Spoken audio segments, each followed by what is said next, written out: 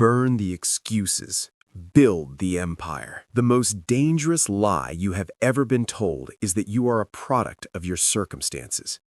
You have been led to believe that the boundaries of your life are set by the economy, by your critics, or by the luck of the draw. But if you look at the history of every titan who ever walked this earth, you will find a common thread. They did not inherit their empires. They demanded them from the universe.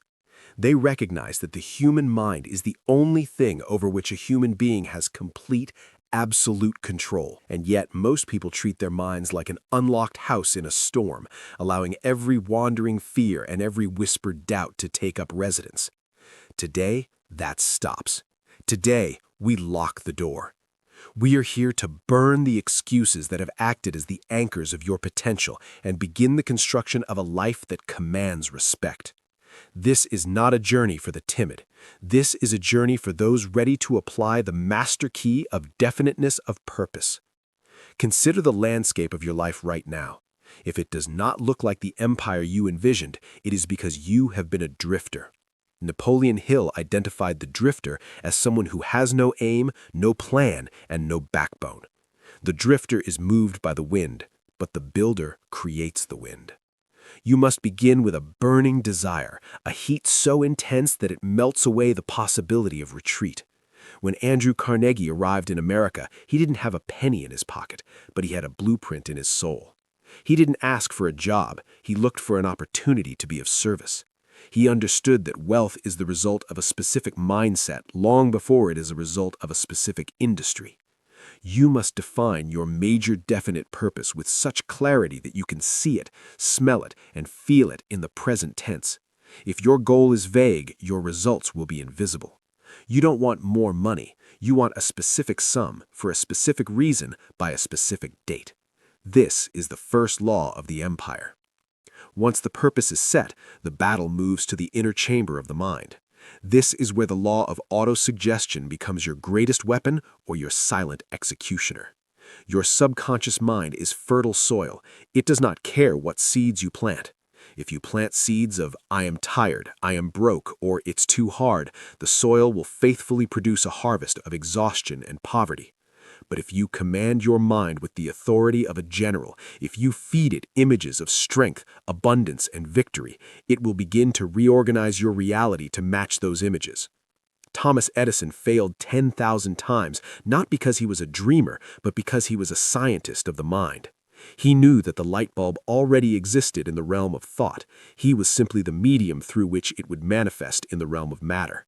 He refused to accept the word impossible because he knew that the word was merely a confession of a limited imagination. However, a mind full of dreams is useless without a body full of discipline. We live in a world obsessed with hacks and shortcuts, but there is no shortcut to the top of the mountain. The only way is up, and the only fuel is the habit of going the extra mile. This is the secret that separates the average from the great. Most people do just enough to get by. They do just enough to keep their jobs, just enough to pay their bills, and just enough to stay comfortable. But comfort is the graveyard of the empire. To build your legacy, you must develop the habit of rendering more service than you are paid for. When you go the extra mile, you are not just helping others, you are putting the law of increasing returns to work for you. You are building a reputation that precedes you and a character that sustains you. Think of Henry Ford, who worked in a shed behind his house while the world laughed at his gasoline buggy. He didn't work for the paycheck, he worked for the vision. He went the extra mile when there was no one there to see it, and eventually the world was forced to follow in his tire tracks. The path to the empire is paved with the stones of persistence. You will be tested. The universe will send you temporary defeat to see if you have the mettle to become a king. Most people mistake temporary defeat for permanent failure. They hit a wall and they turn back. But the empire builder knows that every adversity carries within it the seed of an equivalent benefit. When Abraham Lincoln lost his business, lost his seat in the legislature, and lost the woman he loved, he didn't see a sign to stop. He saw a forge that was tempering his spirit for a burden that only he could carry. Persistence is the thumbprint of greatness. It is the refusal to let the physical world dictate your internal state. If you are standing in the rain, you don't curse the clouds, you build a shelter. If your plan fails, you don't change your goal, you change your plan. You remain flexible in your tactics, but rigid in your purpose. As you climb, you must realize that no man is an island. The mastermind principle is the coordination of knowledge and effort in a spirit of harmony between two or more people for the attainment of a definite purpose. One mind is limited by its own experience, but a mastermind is a collective battery of energy. Look at the Great Pyramid. It was not the work of one man, but the coordinated effort of thousands moving towards a single vision. You must surround yourself with people who do not just agree with you, but who challenge you to rise. You need the friction of other great minds to sharpen your own. If your inner circle is not discussing ideas, growth, and the future, then you don't have a circle, you have a cage. Break the bars. Seek out the mentors, the lions, and the titans.